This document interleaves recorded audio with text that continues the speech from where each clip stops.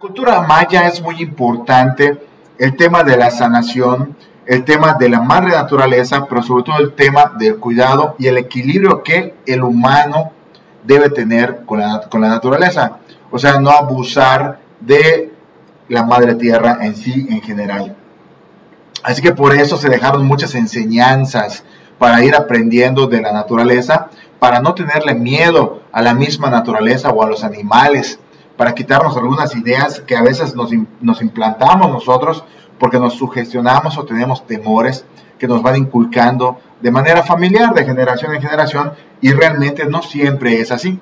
La cultura maya, a través de las leyendas, como platicábamos en otros en vivos, a través de las leyendas van transmitiendo esta inteligencia hacia las demás generaciones para que vayan aprendiendo poco a poco cómo cuidarse, cómo cuidar la naturaleza, qué hacer, qué no hacer, dónde asistir, a qué hora salir, a qué hora no salir a los montes. Y todo esto lo van transmitiendo para que las personas que viven en esta región, para que la gente maya que vive o que visita esta región, sepa qué hacer y cómo comportarse sobre todo.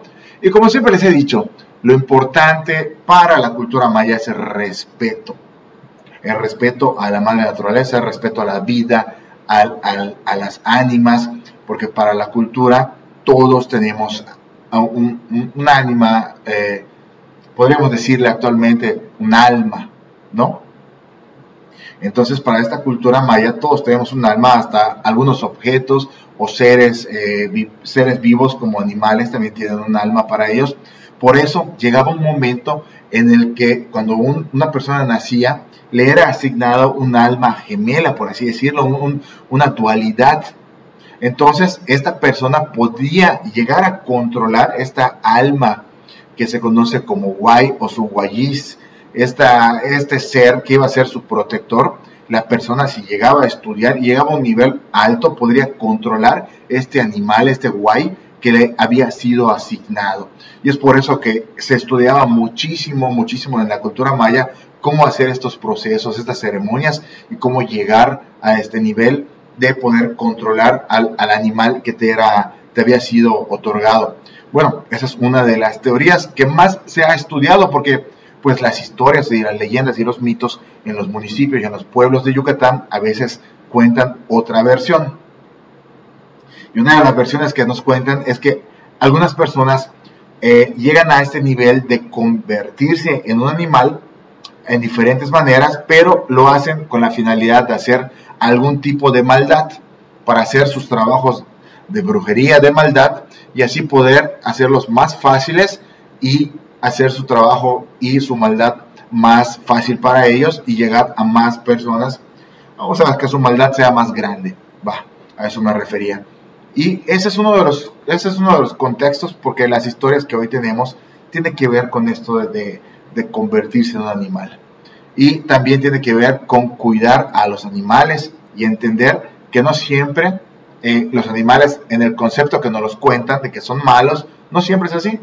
A veces la naturaleza nos los provee para que nos cuiden a nosotros o para que tengamos algún tipo de aprendizaje.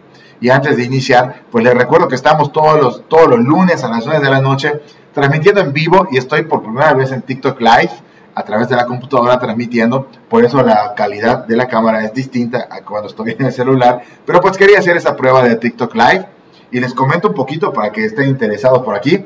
TikTok Live Studio pues se abre para las personas que hacen en vivos, pero tiene ciertos pasos y tienes que cumplir ciertas normas y estar transmitiendo seguido para que te vayan ampliando tus días de transmisiones. Algo raro para TikTok, pero pues así funciona TikTok y pues vamos a respetarlo, así como funciona.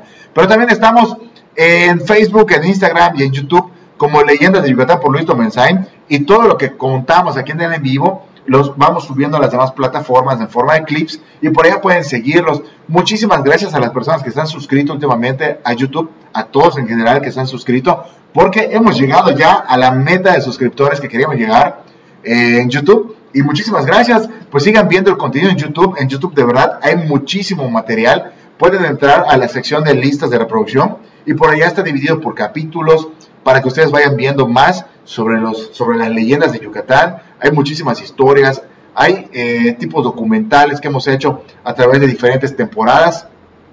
Y de verdad, no tengo más que agradecerles. Facebook igual, ahí vamos subiendo los videos que subimos en YouTube y aquí por TikTok, pero son más largos porque pues TikTok tiene una restricción de 10 minutos. Y YouTube y Facebook no, y por ahí subimos más contenido, más largo, para que lo vayan viendo. Y pues me alegra comentarles que próximamente vamos a anunciarles que estamos terminando la agenda de grabaciones para la próxima temporada. Y les comparto que por ahí vamos a estar en Jomún. Nuevamente Jomún, porque es un lugar muy bonito donde hay muchísimos cenotes y vamos a tener un cenote en especial donde se hacen unos recorridos de noche muy interesantes. Por ahí vamos a estar en Jomún. También vamos a visitar un municipio del que dicen que hay mucha brujería y donde nacieron muchos ancestros mayas que trabajaban el tema de los Huay. Este municipio, pues próximamente se lo vamos a comentar. Ya tenemos los contactos para platicar directamente con las personas, porque las historias que contamos son historias reales y algunas son historias que van pasando como leyendas de generación en generación. Y bueno, pues ya platicamos un ratito de esto. Vamos a leer por aquí los comentarios. Hola Jacob Camacho, ¿qué hay de los aluches? Ahorita vamos a platicar rapidito de los aluches. Don Fer por aquí anda, Rubén, Jessica, Xenia Sandoval. ¿Qué tal? Mi estimada Xenia Sandoval, buenas noches. Antes de irnos con don Ernesto, pues por aquí estamos saludando a todos nuestros amigos y platicando unas historias, hoy algo cortas pero contundentes. Hemos platicado ya sobre los aluches en varios videos y pues te platico, mi estimado Jacob, el tema de los aluches es muy extenso, no nos daría un video para platicar de todo y hay muchas teorías, porque realmente la información contundente, la información fidedigna fue destruida a la llegada de los españoles y a la imposición de una nueva religión, y pues todo lo que no era de la religión que estaban imponiendo o enseñando, pues a la vista de esas personas pues era satánico, diabólico y era destruido, por lo que mucha de la información de los mayas se destruyó y lo que nos queda hoy mayormente son algunos códex que son 4 que quedan alrededor del mundo y la información oral que ha sido transmitida de generación en generación. Y nos cuentan que los aluches pues son seres que se dedican a ser guardianes más que nada de un lugar determinado. Hay quien platica que a veces los aluches son seres que viven libres en los montes y seres que son guardianes, que son creados para custodiar un lugar específico. Pero pues para eso existe muchísima información en el canal de YouTube y en Facebook. Estamos como Leyendas de Yucatán por Luis Tomensain. Vayan por allá, suscríbanse y chequen los videos en la lista de reproducción. Les van a encantar, sobre todo en el tema de los aluches que nos preguntan. ¿Dónde es la mejor longaniza de Yucatán? Pues depende del gusto que quieras, del sazón y el sabor, porque la longaniza en Yucatán es muy extensa también, como los aluches. Es un tema súper extenso que no se acaba así nada más. Hay muchísima producción de longaniza y todas son deliciosas. Y, claro, que muchas gracias, Xenia. Pues ahí estamos y vamos a iniciar con una leyenda muy interesante, esta primera parte, donde estas dos leyendas pues son aptas para todos. Así que todo el mundo la puede ver y no hay ningún problema con esto.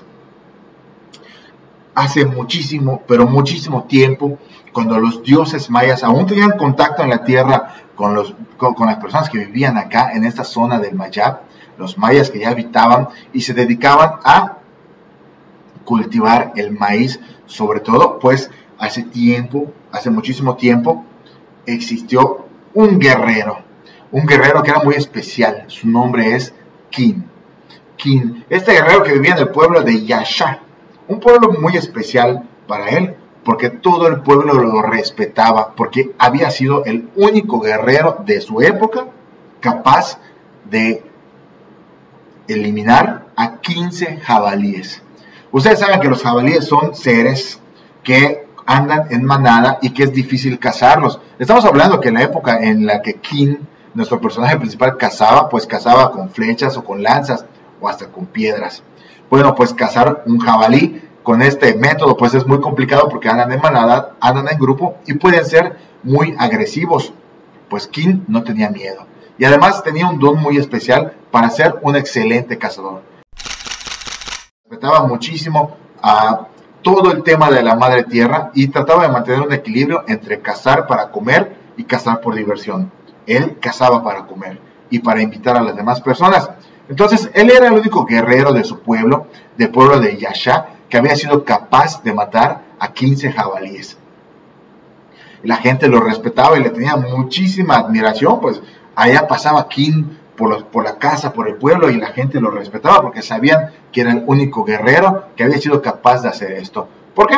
Porque en esa época, pues King, además de ser un cazador muy experto, a su corta edad de 20 años, pues también era un gran guerrero que defendía a su población de diferentes ataques. A veces cuando los Wai, que eran esos brujos que se transformaban en animales, atacaban los pueblos, pues King los lograba defender muy ágilmente. Entonces el pueblo le tenía mucho respeto, lo querían muchísimo.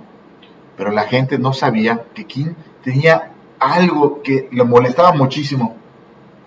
No podía dormir en las noches. Todas las noches que King intentaba dormir, cuando caía la penumbra y el sol se ocultaba, King pensaba 2 veces si dormía o no, porque al hacerlo, las pesadillas lo atacaban. Había tenido muchísimas pesadillas desde unos años para atrás, unos 3, 4 años para atrás. Cada noche que cerraba los ojos y quería dormir, las pesadillas lo atacaban. Una de esas era que el pueblo donde vivía de pronto quedaba cubierto con unas nubes rojas y empezaba a caer fuego del cielo. Y ese fuego consumía todo el pueblo. Y King, por más que era un gran cazador y ágil cazador, no podía hacer nada. Solo veía cómo se destruía todo. Y eso lo ponía muy triste y hacía que se levantara en las madrugadas sudando, con mucho miedo muchas veces. Otra de las pesadillas que atacaban a King era que de pronto soñaba que estaba cazando unos jabalíes y a punto de lanzar su lanza o las flechas se asomaba un jaguar. Balaam para los mayas. Balaam es un ser grande, enorme, y él soñaba que este jaguar, este Balaam, se aparecía de pronto y lo atacaba y le ponía las garras en el hombro izquierdo y King se retorcía de dolor y de pronto, a punto de devorarlo entre sus mandíbulas muy grandes, despertaba King lleno de sudor y con un temor muy grande. Ya no sabía si lo que soñaba era real o no, pero era muchísimo el miedo que le provocaba. Obviamente King, ya cuando salía el sol, pues ya se sentía más tranquilo y empezaba a andar por el pueblo nuevamente haciendo sus actividades.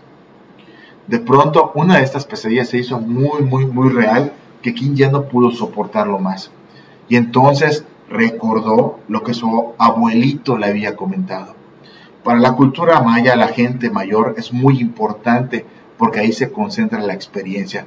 Debería ser también importante para nosotros en la actualidad, porque ahí se conserva muchísima de la experiencia que nos debe de servir para hacer más grande todo nuestro conocimiento. De pronto King recordó las palabras de su abuelo. Aunque tengas miedo, recuerda que siempre tienes que hacer las cosas. Y siempre tienes que ser agradecido con los dioses del Mayap, con los dioses mayas. Dales una ofrenda, sé cortés, sé obediente, cuida a tu familia. Pero sobre todo, agradece. Agradece de corazón todo lo que tienes y todo lo que se te permite. Después de recordar estas palabras que su abuelo le había comentado, su abuelo ya no estaba con él, empezó a recordar la manera en que podía agradecer. Y de pronto King recordó que su abuelo le había dicho que había una flor muy especial que solo crecía en la punta de los árboles de ceiba. Árboles sagrados para los mayas y que para los que los conocen son árboles algo gruesos, muy grandes, pero sobre todo muy altos y con unos espinos grandotes a los que King tenía que subir, pero King lo iba a hacer sin nada que cubriera los pies y sin nada que cubriera sus manos, porque ese era el reto que King tenía, llegar a la punta más alta de la ceiba más alta, y ahí iba a encontrar, según su abuelito, una flor muy especial. Empezó King, puso el primer pie sobre el árbol, se pinchó un poco, pero siguió subiendo. Después de unos 15, 20 minutos de subir a través de la mata, del árbol de ceiba, llegó a la punta y ahí estaba una flor muy blanca. King quedó impresionado cuando la vio. Parecía que la flor le decía: tómame, bájame, soy especial para ti. King la tomó, la puso en su bolsita que había subido y otra vez otra media hora para bajar con mucho cuidado para no lastimarse con los espinos de la ceiba, hasta que logró llegar a la tierra. Cuando bajó, se puso cerca de su casa, en la entrada junto a la puerta, hizo un pequeño altar con unas piedras.